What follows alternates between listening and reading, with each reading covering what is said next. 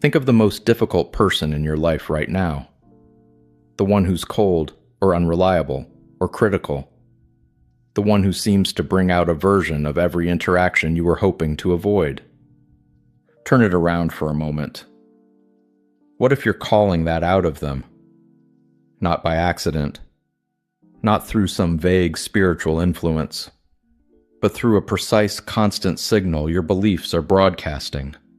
One that reaches the people around you before a single word is spoken, and tells them at a level below conscious thought exactly how to show up.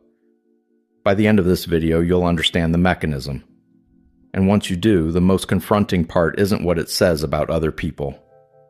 It's what it says about you. In the last video, we explored how your body is rebuilt cell by cell according to a mental blueprint made of beliefs. But beliefs don't stop at the boundary of your skin. They radiate outward. They interact with the people around you. They shape, in a measurable, consistent, and often startling way, what those people do, how they behave, and which aspects of their personality come to the surface when they're in your presence. This is the mirror effect, and it's more literal than most people are ready for. It's not simply that you attract certain types of people and repel others, though that happens too. It's that in every person you encounter, your signal is constantly activating something, calling certain qualities forward, pushing others underground. You are not a passive receiver of how people treat you. You are, in part, generating it. The mechanism begins with a fact that sounds simple and turns out to be radical. Ideas have an electromagnetic reality. Imagine a radio transmitter. It broadcasts on a specific frequency, continuously, whether anyone is listening or not. People whose receivers are tuned to that frequency pick it up clearly. Everyone else gets static. Now imagine that every person you meet has a receiver, and that receiver is exquisitely sensitive. Before you've spoken a word, before you've done anything consciously, they're already picking up your signal. Not your words, not your body language. Something underneath both of those. The actual organizing field generated by your beliefs about yourself, about them, and about the world. What that signal does is not passive. It activates. It calls specific qualities forward in the people it reaches.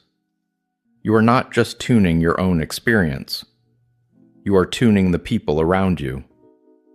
This is the claim. And what makes it more than a metaphor is what it looks like in practice, in the relationships most people have been trying to understand for years. The mechanism is not what most people assume. It isn't that you keep selecting untrustworthy people from a crowd. It's that your signal, built from a core belief that people will let you down, is activating the untrustworthy aspect in people who aren't even particularly untrustworthy in general. The colleague who's usually reliable becomes careless with you. The friend who's honest with everyone else becomes evasive around you. The partner who treats other people with respect somehow becomes dismissive in your presence. Same person. A different aspect of that person, called to the surface by your signal. Your conscious beliefs about reality function as a constant telepathic broadcast. Others receive it, and they react, not necessarily consciously, not by choice, but in the way that a tuning fork responds to a matching frequency. They resonate with what you're emitting. This is why changing your circumstances rarely changes your experience for long. You move to a new city, find a new partner, take a new job, and within months the same dynamics emerge. Because the broadcast didn't change. The transmitter came with you. And it works the other way just as precisely. A person with a genuine, undefended belief that people are fundamentally good, not as a wish, but as a quiet certainty, tends to encounter that quality in almost everyone they meet. Not because they've filtered out the difficult people, but because they're calling the better aspect forward, in people who, in other contexts, would behave very differently. You get what you concentrate upon. There is no other main rule. The clearest evidence for this mechanism isn't in your human relationships, where things are complicated by language, history, and social performance. The clearest evidence is in your relationship with your animals. A dog doesn't decide to be anxious. A cat doesn't choose to withdraw. They have no social agenda, no ego to maintain, no reason to perform. They simply receive your signal directly, without the buffer of words or conscious thought, and they respond to it. Watch an anxious owner with an anxious dog. Watch a household full of suppressed tension produce a cat that becomes reactive, prone to illness, unable to settle. Now watch the same animal with a different person, calm, grounded, unhurried, and see which aspect of that animal comes forward. Same creature, radically different behavior. The difference is the signal. Your pets are showing you something your human relationships obscure. That what you carry inside determines what comes out of the living beings around you. Not as influence, as activation. You are calling it forward. Now bring that back to your partner, your children, your closest colleagues. They have more layers of complexity than a cat or a dog. They have their own inner lives, their own histories, their own beliefs. But the mechanism is identical. Your signal reaches them, and it activates something. You're broadcasting right now. The question is simply, what? One more layer, and this tends to be the one people push back against hardest. Think again about the person who irritates you most. The one who represents something you find genuinely distasteful: arrogance, carelessness, aggression, need for control. The easy response is to conclude, that's simply who they are, and you want nothing to do with it. Consider instead that what's being activated in them, in your presence specifically, resonates with something in yourself you've driven underground.